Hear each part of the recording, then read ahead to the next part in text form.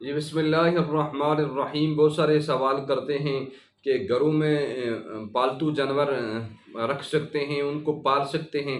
تو بھائی پالتو جانور رکھنا جائز ہے، لیکن وہ جانور رکھنے چاہیے جو انسان کو فائدہ دیں، جیسے مرغیاں ہیں، بکریاں ہیں، دمبے ہیں، اور اس طرح کے جانور رکھنے چاہیے۔ اور بکری کے بارے میں خصوصاً، یہ بکری جو ہے اس کے اندر بڑے فائدے ہیں، اور بکری رکھنا یہ جنت کا جانور ہے، اس کا رکھنا چاہیے۔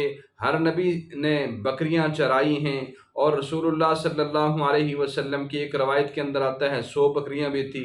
9 بکریوں کی احادیث کے اندر ان کے نام بھی آئے ہیں۔ ایک کا نام عجوہ تھا، سقیہ تھا، اور زمزم تھا، برکہ تھا، غزہ تھا، اطلال تھا، اور قمرا اور غیفہ تھا، اور بکرے کا نام یمن تھا، اور ان کو چرانے والی ایمن بھی تھی۔ اور یہ بکریاں رسول اللہ صلی اللہ علیہ وسلم سمیت تمام انبیاء کی سنت ہے۔ اور اس کے پالنے کے فائدے کیا ہیں؟ اس کے پالنے کے بہت سارے فائدے ہیں۔ ایک تو معاشی فائدہ ہے، انسان کو جب بکری بیچتا ہے تو بہت فائدہ ہو جاتا ہے، اس کی کمیٹی نکل آتی ہے، بہت خوش ہوتا ہے۔ آج کل تو 50,000 کی نارملی بکری بکتی ہے، تو ایک فائدہ معاشی ہے۔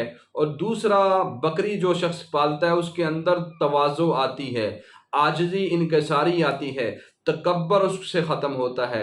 اور ایک جانوروں کے اندر اللہ نے ایک سکون رکھا، یہ نیچرل چیز ہے۔ اب بکریاں پالنے سے، بکریوں کے قریب رہیں، ان سے کھیلیں، ایک بندے کو ذہنی سکون ہوتا ہے۔ اور آپ دیکھیں خواتین جو ہوتی ہیں، عورتیں ہیں، ان نے بھینسیں رکھی ہوتی ہیں، بھینسوں سے ان کا اتنا پیار ہوتا ہے، اتنی ان کی فکر ہوتی ہے۔ صبح ان کو چارہ کھلا رہی ہیں، شام چارہ کھلا رہی ہیں، پانی پلا رہی ہیں، ان کو مکھی اور مچھروں سے بچا رہی ہیں، سردی گرمی سے بچا رہی ہیں، ان کا گوبر اٹھا رہی ہیں۔ اور کسی گھر میں کوئی بیٹا مر جائے تو ماں اتنا نہیں روئے گی جتنا بھینس کے مرنے پر روئے گی، افسوس کرے گی، دکھ کرے گی کہ میری بھینس مر گئی ہے۔ تو یہ ایک ذہنی سکون ہوتا ہے۔ تو انسان کو چاہیے کہ وہ بکریاں پالے۔ ہاں، بے شوقہ، جس کو شوق نہ ہو اس کے لیے ایک بکری بھی آفت بن جاتی ہے، مشکل ہو جاتی ہے۔ یہ شوق ہونا چاہیے۔ اور یہ بکریاں گھروں میں خیر لاتی ہیں، برکت لاتی ہیں۔ ایک حدیث کے اندر آتا ہے کہ صبح و شام بکری کے اندر خیر ہے، صبح بھی خیر، شام بھی، برکت بھی ہے۔ جس گھر میں بکری ہوتی ہے اس گھر میں خیر و برکت زیادہ ہوتی ہے۔ سارے انبیاء نے، جمیع انبیاء نے بکریاں چرائی ہیں، اور بکری ہمیں بھی رکھنی چاہیے۔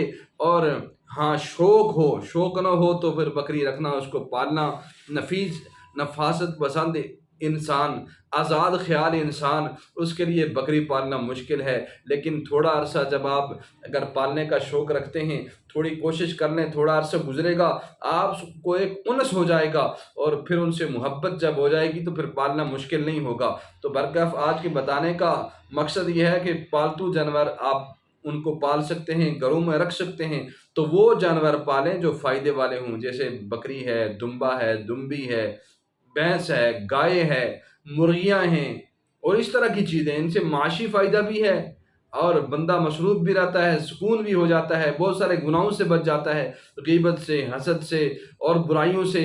اور بکریوں کے ساتھ لگ جاتا ہے، وہ نماز پڑھی، بکریاں چرائی۔ حدیث کے اندر آتا ہے قرب قیامت میں وہی بندہ سب سے اچھا ہوگا جو شہروں کو چھوڑ کر جنگلوں میں نکل جائے، بکریاں چرائے، اس کا ایمان محفوظ ہو جائے گا۔ تو یہ ایک سنت عمل آپ کے سامنے رکھا ہے، بکریاں چلانے والا، بکریاں پالنے والا، بکریاں رکھنے والا۔ ہمیں بکریاں رکھنی بھی چاہیے، ان کو پالیں بھی، اور ان سے فائدے بھی حاصل کریں، ان کا گوشت بھی کھائیں، ان کی نسل بڑھائیں، ان کا دودھ پئیں۔